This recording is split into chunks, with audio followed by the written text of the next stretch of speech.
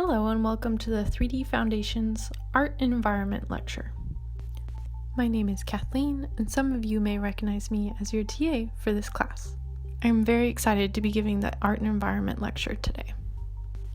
In this lecture, I will be discussing the origins of environmental art, and I will also be showing you some 3D examples of environmental art, and will attempt to break these down into 4 different categories, including performance, social practice, installation, and digital art and design. Environmental art is nothing new.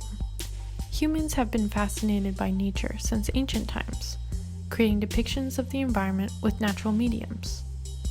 Fast forward 1,000 years or so, and themes of the environment in art become popular and wider known with the rise of awareness of environmental issues and injustices.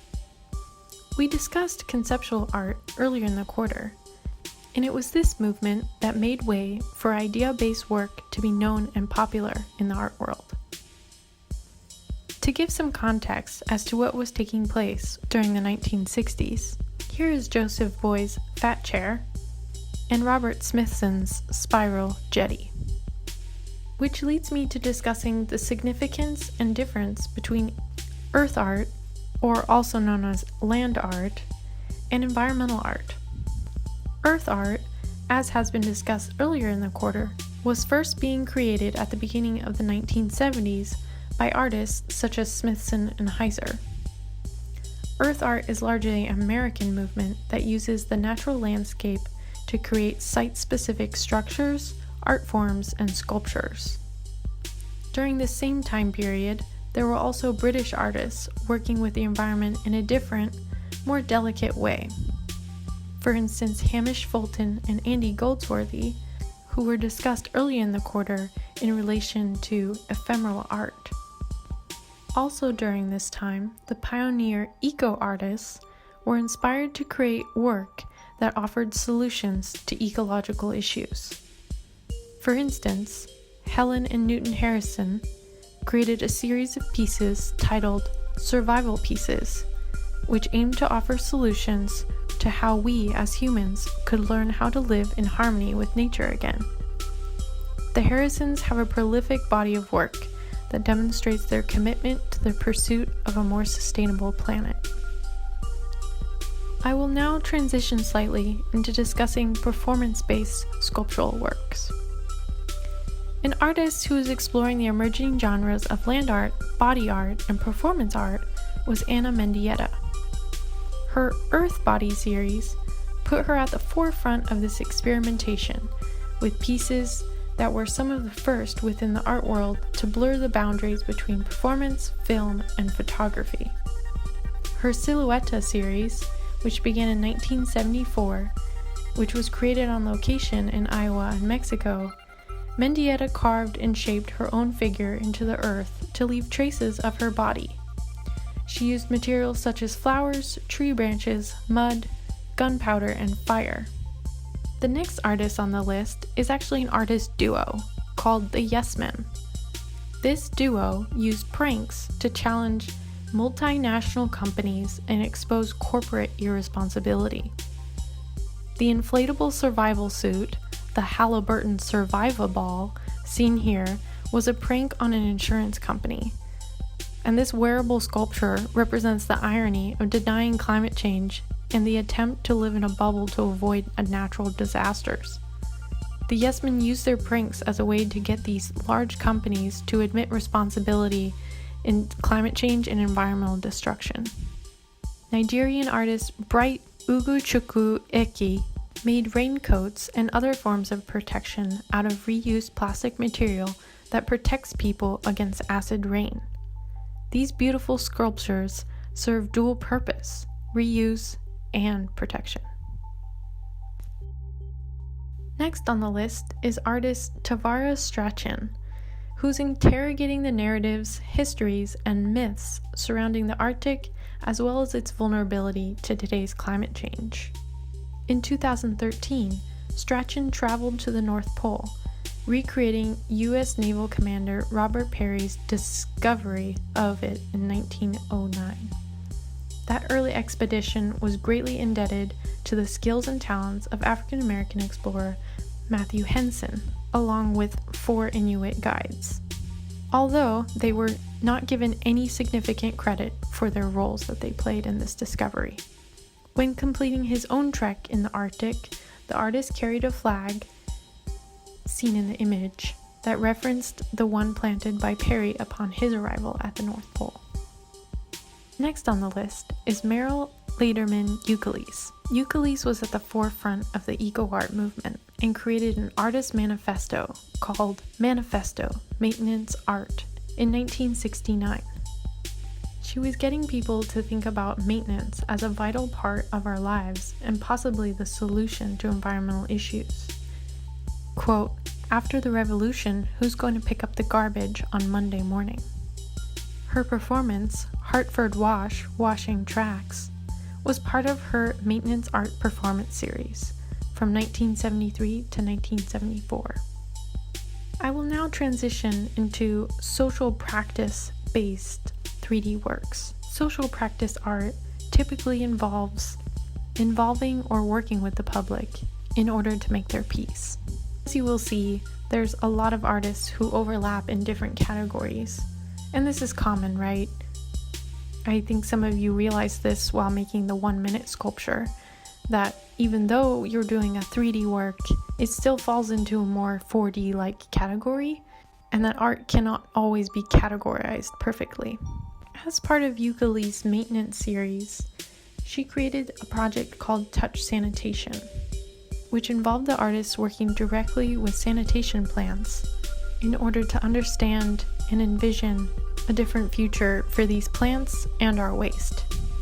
In this image, she is doing the handshake ritual with workers of New York City's Department of Sanitation. Euclides' work makes us realize everything that's involved behind all of these hidden processes that we never get to see. Another artist group is Fictilis, which is an artist duo who create wastewater walks, which are a series of performative walks which lead participants along the paths that human waste travels along invisible infrastructure routes to wastewater treatment facilities. All of this in an effort to raise awareness of the water footprint, unsustainable design, inequitable access, and psychological repercussions of traditional human waste sanitation. Next on the list is Suzanne Cockrell and Todd Purves. They created a series of works called Temescal Amity Works, which was a 2-year neighborhood project in Oakland, California. The artists saw this project as a way to localize their attention and to restructure their practice to work in a community that they were not external to. They considered the project to be a social sculpture that also drew upon historical models of mutually aid societies, barn raisings, DIY collectives, and urban communism. Next artist on the list is Amy Franceschini. She is an artist that created the Future Farmers Collective. They are, according to their website, a group of diverse practitioners aligned through an interest in making work that is relevant to the time and place surrounding us. Through their participatory projects, they create spaces and experiences where the logic of a situation disappears. Encounters occur that broaden rather than narrow perspectives. Up next is Agnes Dennis. Dennis was creating earthworks that were regenerative to the earth. In her project Wheatfield, a confrontation created in 1982, she planted and harvested 2 acres of wheat on a landfill close to Manhattan as a way to show that a wasteland could be made useful once again. Up next is Mel Chin. Chin works as an artist and a community activist. His collaborative projects combine pragmatic solutions to real-world problems with aesthetic and conceptual experiments. His Revival Field project looked at hyperaccumulator plants that pull heavy metals from the soil. He wondered if plants can remove soil toxins and decided to plant these hyperaccumulator plants at a Superfund site, which created his eco-art sculpture that highlighted the potential to remedy polluted environments. Also seen here is Chin's Conditions for Memory project. This 4-part sculpture recalls the extinction of animal species native to the East Coast: the sea mink, heath hen, passenger pigeon, and Labrador duck. The extinction of these animals is represented by negative casts of those animals' bodies configured as a non-functional mold, which is unable to replicate the specimens. Next on the list is artist Alison Janae Hamilton. Seen here is the artist's participatory installation, Wonder Room, which transformed the gallery into a hybrid of a treehouse, resource lounge, imaginative think tank, and community environment. The installation, which was activated by imagery from the natural world, plants, animal matter, and other organic artifacts, reading materials, and curated sounds, explored the social implications of geographic space. I will now transition into installation-based 3D works. This is another work by Hamilton, Blackwater Creature 2. The artist says, quote, "The environment really is a story of people and lived experience, not just the science behind it all. It's really important to look at who the most vulnerable people are, and as natural disasters like hurricanes and other occurrences grow more and more intense, how are they illuminating and shedding light on the already existing social disasters?" Next on the list is artist Mark Dion. I thought it was fun to show you guys his process, which involves drawing and painting, research, fieldwork, and the final exhibition. The Survival of the Cutest piece, created in 1990, is a work that critiques the conservation groups. Dion highlighted in an interview that most conservation organizations choose the most attractive and photogenic animals, including tigers, whales, pandas, to draw attention to the fact that these species are not keystone species, so the system won't collapse if they go extinct.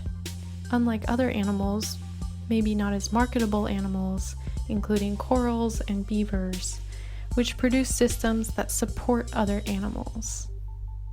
Dion's sculptures are made out of trash, taxidermy animals, and a mix of urban objects to create a visceral response. Quote, "These animals, the ones that are included in these pieces, rats, crows, mice, etc., take the fullest advantage of humanized environments."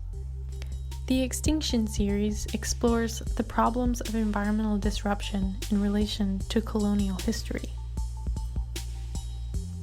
All of Dion's ecologically concerned pieces consider the urban habitat and how our behaviors set in motion chain reactions of incalculable consequence in the natural world. Chinese artist Kai Guo-Qiang sailed a dilapidated fishing vessel piled high with sculptures of sick endangered species from his hometown to Shanghai. The artist says, "The problems we have now are a symptom of the times where people are more aggressive and materialistic and are exploiting nature's resources to make money for their own means." Michelle Langer is the next artist up. She is a sculptor working with recycled materials that are made out of recycled plastics. Okay, and now for the final segment of my presentation, I will be looking at digital art and design in terms of 3D environmental works.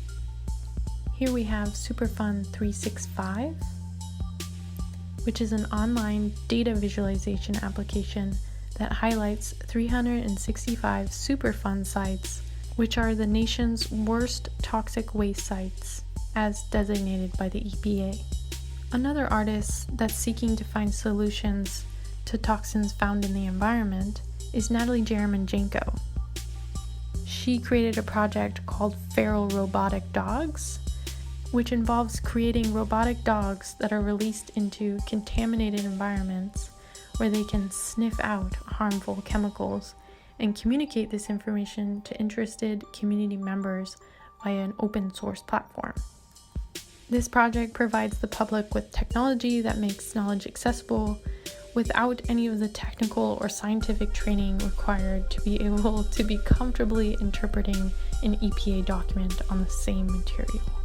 Another artist that's working with collecting data is Beatrice DaCosta, whose pigeon blog was a collaborative endeavor between homing pigeons, artists, engineers in a grassroots scientific data gathering initiative designed to collect and distribute information about air quality conditions to the general public. The pigeons carried custom-built miniature air pollution sensing devices, which were enabled to send the collected localized information to an online server without delay. Pollution levels were visualized and plotted in a real-time over Google's mapping environment, thus allowing immediate access to the collected information to anyone with connection to the internet. And that about concludes my presentation. Thank you so much for taking this journey with me to look at art and the environment and the many forms that it can take within 3D art. Good luck on your project number 4 and good luck on your finals this quarter. I wish you all the best. Thanks again.